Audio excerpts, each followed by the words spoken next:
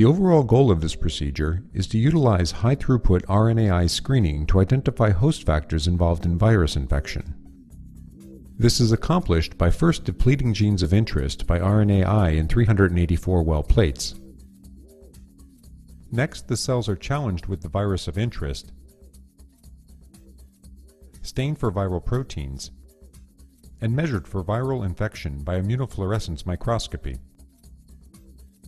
Finally, automated image analysis is performed to identify candidate genes for validation and further study.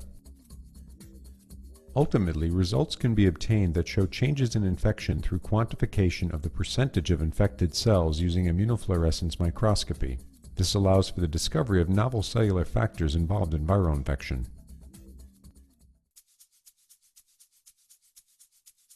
Though this method can provide insight into virus-host interactions, it can also be applied to the study of any system that would benefit from using a visual readout of the cellular process of interest. Individuals new to this method should expect a steep learning curve because achieving reproducible infections while minimizing variability requires considerable optimization. To ensure reproducibility of results, it is essential to use a single lot number for each reagent used in an entire screen. Grow S2 DRSC Drosophila cells in complete Schneider's medium at 25 degrees Celsius. Cells should be in log phase for experiments. In a laminar flow hood, dislodge the semi-adherent cells from the flask by rigorous pipetting. Count on a hemocytometer. Transfer 125% of the cells needed for the experiment to a 50 milliliter conical tube. Pellet at 300 G for 5 minutes. Aspirate the supernatant. Resuspend the pellet at a final concentration of 1.7 times 10 to the 6 cells per milliliter in serum-free Schneider's medium. Use a sterilized and primed automated liquid handling system, here the matrix wellmate, to minimize plate variability.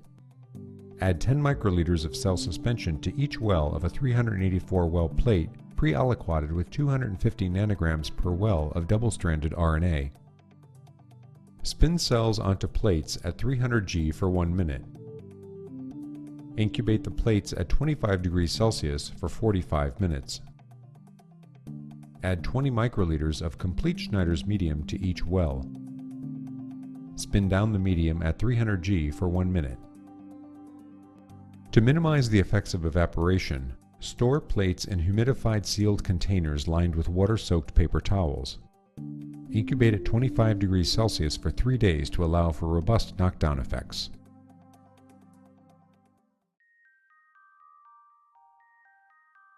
In a BSL-2 biosafety cabinet, before infecting the cells, filter the crude Vaccinia virus stock through a 0.8 micron syringe filter to remove cellular debris.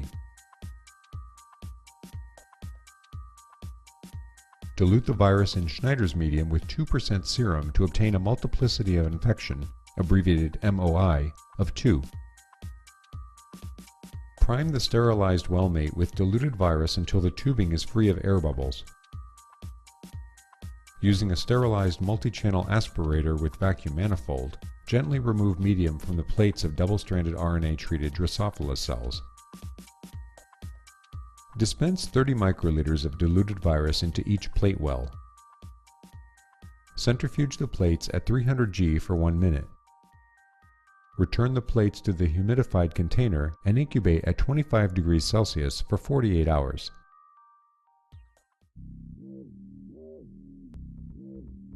In a BSL-2 biosafety cabinet, aspirate media from the plate. Then use a multi-channel pipette to add 15 microliters of 4% formaldehyde fix to each plate well. Incubate at room temperature for 15 minutes. Remove the liquid with a multi-channel aspirator. Use the wellmate to add 30 microliters of PBST to each well. Incubate at room temperature for 10 minutes. Perform a second 10-minute PBST wash in the same manner, removing the liquid after the incubation. Block in 30 microliters of PBST with 2% BSA blocking solution. Incubate at room temperature for 10 minutes. Use a multi-channel repeat pipetter to add 15 microliters of primary antibody diluted in blocking solution to each well. Spin down plates at 300 G for 1 minute. Seal each plate with clear sealing film. Incubate at 4 degrees Celsius overnight. Use the Wellmate and multi-channel aspirator to wash the cells in PBST 3 times for 10 minutes each wash. Use a multi-channel pipetter to add 15 microliters of fluorescently labeled secondary antibody with nuclear stain to each well. Cover with foil to protect from light. Incubate plates at room temperature for 1 hour. Wash the cells with PBST 3 times as before for 10 minutes each wash. Add 30 microliters of PBST to cells and seal with clear sealing film and cover with foil. Store sealed plates at 4 degrees Celsius for up to 3 weeks before imaging on an automated microscope.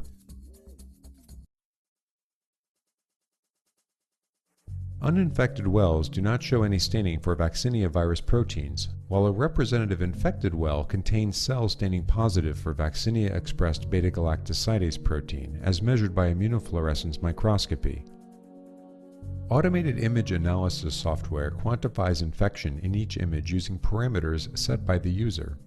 In a representative image, the total number of cell nuclei and the number of cells expressing viral antigen are counted based on size and intensity of staining above the local background staining. Knockdown of thread serves as a positive control for robust RNAi depletion of target genes. Knockdown of this anti-apoptotic factor leads to dramatic cell death. Knockdown of luciferase serves as a negative control for the effect of double-stranded RNA treatment on infection. Depletion of luciferase has no effect on infection relative to cells left untreated. Knockdown of beta-galactosidase protein serves as a positive control for a reduction in infection since the assay uses beta-galactosidase protein levels as a readout of infection.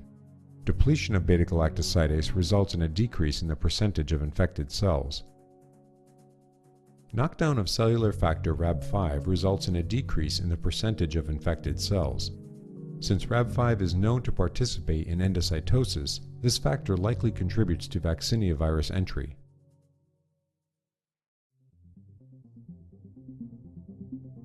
After watching this video, you should have a good understanding of how to use RNAi screening in Drosophila to identify host factors that contribute to viral infection, including performing RNAi, infecting with Vaccinia virus, staining, imaging, and analysis of 384 well plates. Don't forget that working with Vaccinia virus can be extremely hazardous, and precautions such as wearing lab coats and protective eyeglasses should always be taken while performing this procedure. Live virus should only be opened in a BSL-2 biosafety cabinet, and anything in contact with live virus should be sterilized in 10% bleach before disposal.